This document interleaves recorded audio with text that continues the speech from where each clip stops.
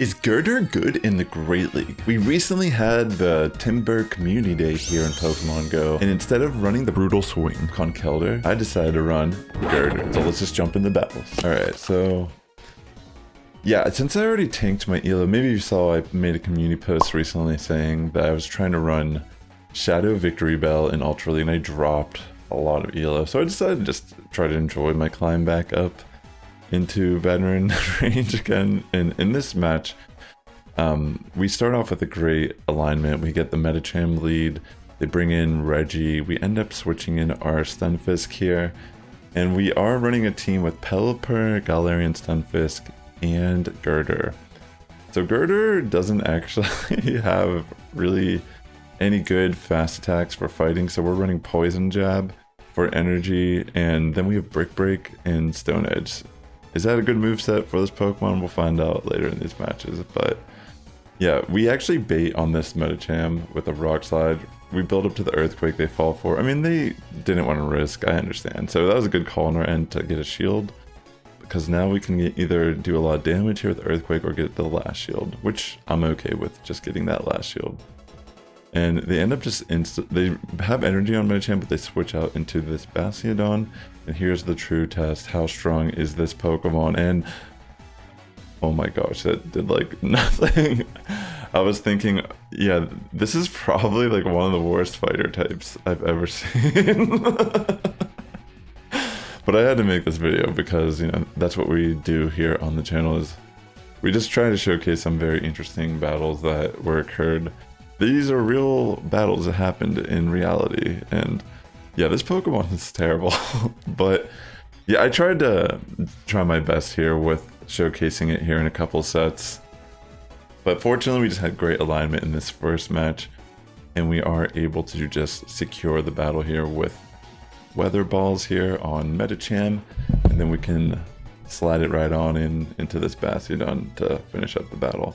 So yeah, definitely hit a like button if you're enjoying me just risking it all to run Gurdurr on my team. I actually I mean, it wasn't really that much of a Stardust investment, to be fair.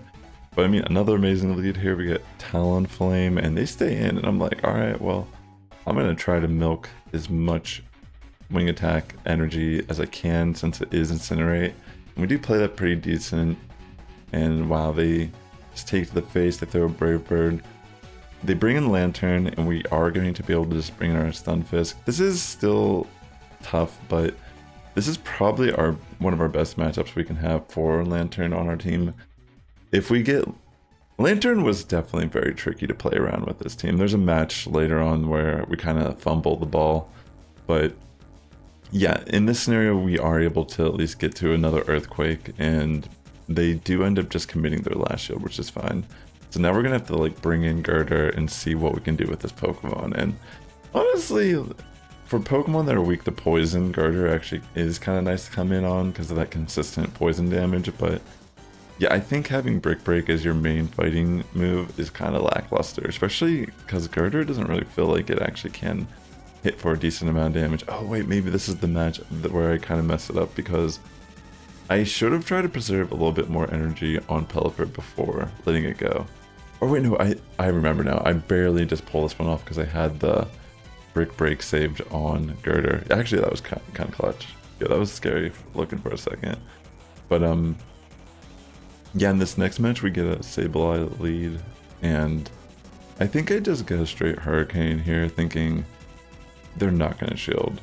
So I could have baited, but yeah, they weren't going to shield, and fortunately that's a good call. The real question is, should I have just taken this foul play or not? That's debatable as we get further in this match. But yeah, we farm down the Sableye, and in comes the Lantern. Oh yeah, exactly. I probably should have just let my Pelipper take the damage, because I'm pretty sure I would have lived the foul play and been able to farm down and just barely lived. I think having the extra shield in this matchup would have been way more useful than keeping that HP on Pelipper. Especially because we know we have the Lantern in the back.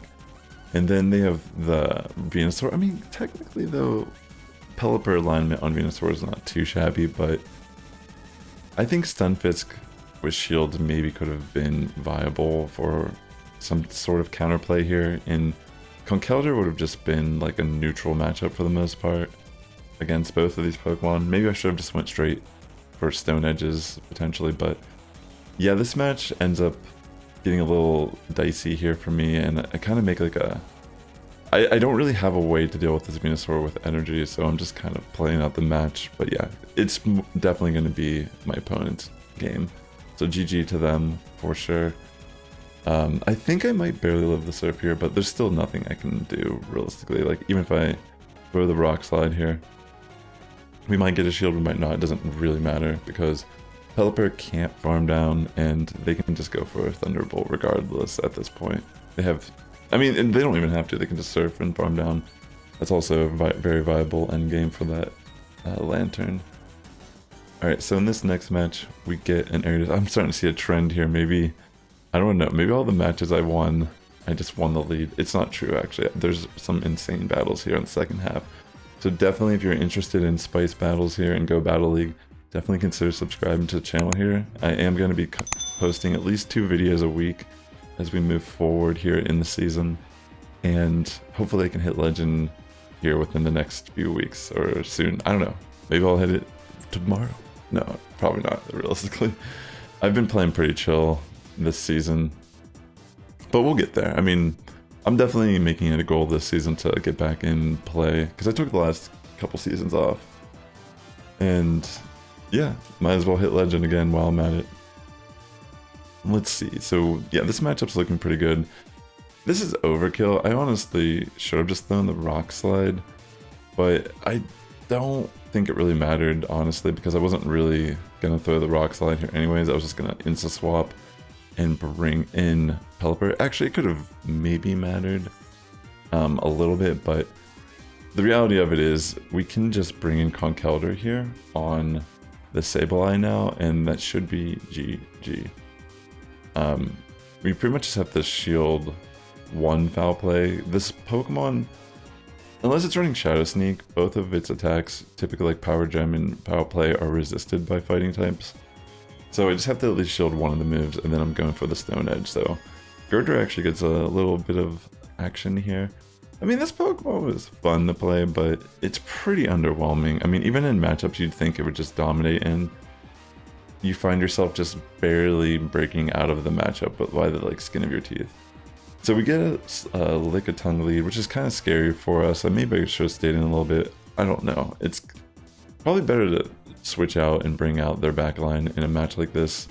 They bring in the Deoxys defense, and maybe I should have shielded this, because upon looking at this, I might have been able to actually farm down on Deoxys, if I would have at least shielded one of the attacks. So I decided to just bring in Stunfisk and go straight for a farm down on Deoxys defense, knowing that none of their attacks are going to be life-threatening to Stunfisk. And then they end up having a Shadow Gligar, which is pretty scary, honestly. I mean, we're going to struggle with this one if we don't predict the dig correctly. And we still have to deal with that Lick-a-Tongue, right? So I do end up just bringing in my Pelipper here, and I'm thinking, more than likely, this Lick-a-Tongue will not shield the very first attack, so I'm just going to go straight Hurricane, and hopefully this just connects. And that's exactly what happens. And at this point, I'm thinking we maybe should commit a shield because we're at a Weather Ball, which is now threatening for a shield against this Lick-a-Tongue. We might be able to exchange shields back and forth here. And for whatever reason, they decide they're just going to let it go. And I think maybe it was like an energy thing, and yeah, actually that was a good call, because I forgot how much energy this Gligar potentially had, and I was gonna try to preserve my Pelipper, but unfortunately I missed that opportunity. I just got hit by the Aerial, so GG's to them. So that was a 3-2 set with this team, and the beginning of this next set, we are going to get a hard loss lead in the form of Charjabug, and I'm going to switch in my Gurdurr. They end up bringing in Azumarill, which, interesting enough, is actually a good matchup for this Pokemon.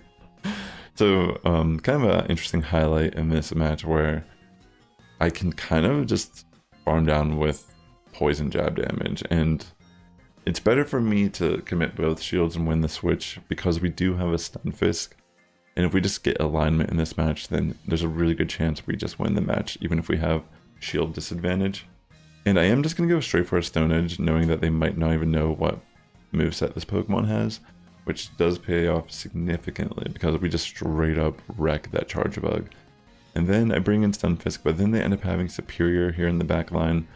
So I decide, no matter what, I'm just going to spam Weather Ball, because even if they just let the damage go through, all damage is good damage at this point. I don't need to like play the bait game particularly. Between my Pelipper and Stunfisk, I think we're pretty safe on as long as we just keep throwing neutral damage at this thing. And that pretty much ends up being the case here. So yeah, we do end up losing the lead pretty hard in this first match. Pretty much if we get an electric lead, that's so bad for us. Alright, so in this match, this is kind of tough too because Greninja is so spammy. So let's see how we play this one. We get a great safe swap here on the Charjabug, which maybe I should have taken this as a more opportune moment to like gain energy. I think it maybe it would have even been a good call to maybe just farm down here or under tap Rock Slide or something of that rather. Alright, so we take the X-Scissor. Yeah, I think maybe I should have under tapped this Rock Slide and got extra energy. And even in this scenario, I think I should have just gone for straight Earthquake because I think, oh no, they do shield that, okay. So double Rock Slide here, and I think they actually do commit double shield. But at this point, this Greninja actually has a lot of energy. And I end up switching in Gurdurr, and I go for a Stone Edge. Actually, I think this is a team that The Technical posted recently, now that I look at it again. And I have to make a good call here, and I do shield the Moonblast. I know I can take a Grass Knot, but yeah, honestly, I wasn't counting, and I should have known that this potentially could have been a Grass Knot. And that alone, because I didn't try to build up any extra energy, or the fact that I did commit the shield there, is game-changing because now we're going to get hit by the Hydro, and at this point, we don't really have enough damage to... We can't, even if we throw a Weather Ball here, we're not going to be able to do enough. And I didn't catch a Night Slash either, which could have been really clutch here if I would have switched into the Stunfisk fast enough to catch that Night Slash. But yeah, because there was play here, but it was just so narrow how I had to play that. And yeah, well played to my opponent for sure. Alright, this is definitely not a great matchup for our team. Mantine can do a pretty good job at this entire line. And I didn't really know what I should have done here. Maybe I should have tried baiting. I didn't think they would shield, but they just straight up shield these attacks. And I think I just go double Hurricane if I remember this correctly. And they end up just double shielding, which is unfortunate because I could have just baited this scenario pretty safely then. And at this point, I'm just kind of in a tough cookie because I let this go through and I think they switch into a fighter or something like, yeah, like Vigoroth. And yeah, this already puts me in such a bad position because my only way to deal with the Mantine now is the Gurdurr, which is not the best option for it. So yeah, just because of great calls on my opponent on when to shield and when not to, maybe I should have tried to be more risky and just bait. Yeah, this match is pretty much GG because now they have this Steelix, and even Gurdurr coming in on the Steelix isn't going to be able to do much. It's especially with Breaking Swipe, I can't really do much of anything here. And I thought, hey, maybe if I build up energy, switch out, get the attack drops off, and then go for it, maybe that will be the play. And look how much damage this does. That's pitiful for being a fighting type Pokemon. I mean, yo, I honestly was kind of shocked. I thought, hey, this Pokemon can actually reach 14, what is it, like 1493? I was like, maybe this has potential even though it doesn't have, oh no, mine's 1497. I thought, oh, maybe. But yeah, maybe just not having that fast attack for fighting. It doesn't have counter, it gets low kick, which is not really good at all. Yeah, it's really unfortunate. But here we have another match. We get Deoxys defense lead, which I end up just going for Hurricane. They do shield, and they bring in, they decide to save their energy and bring in Alone Sandslash. Oh my Galarian Stunfisk. Galarian Stunfisk switch in. And I got a little nervous here. I didn't want to get hit by a drill run, and they make Great Call just bait, and yeah, they just throw double ice punch here, which, you know, I could have obviously taken one of those, but it's so much better to win switch in this scenario knowing that we have alignment already, and or at least like we don't it's not even that we have alignment, we want this Deoxys defense to come back in and throw Psycho Boost. And fortunately for us, we do catch the first one, and then we make a great catch on the second one into our Pelipper, which can easily take that second Psycho Boost because of the attack drop. I'm going to go straight for a Hurricane into this Dugong, which does a great chunk of damage. And they're going to try to save their energy. I will go for a Weather Ball here, which will just barely do a little bit more damage here. And then I think I bring in Gurdurr and just take the Icy Wind. I mean, I don't have a choice, but I thought maybe it'd be better to just build a little bit of energy and I can switch out into Stunfisk in case I need to get rid of the attack drop. That might be a better play. And in fact, they just go for the Psycho Boost here and I die, but then I can actually just get off an Earthquake directly into the Deoxys, which will be enough to knock it out, and then I can just farm down here on Dugong in the end. So that was an insane battle, but GG there. All right, so I think this might be the final battle, and another hard loss lead. Can I pull it off here with our Gurdurr? So I switch in, and yeah, I'm just gonna take the first move, and thankfully it's just X-Scissor, which we do resist. They bring in Ferrothorn. Not only do they bring in Ferrothorn, but they bring in a shiny Ferrothorn, and it's time to take this Rust Bucket out for a little beating because we are the superior shiny Pokemon here, clearly hitting it with Poison Jab into that neutral damage because of the steel typing. And yeah, honestly, Brick Break is so underwhelming on this Pokemon. I was shocked. I feel like I'm playing a Vigoroth that's worse. And yeah, here we go. We make a nice swap in, we take the Power Whip straight to the face. We're like, we can eat that, why not?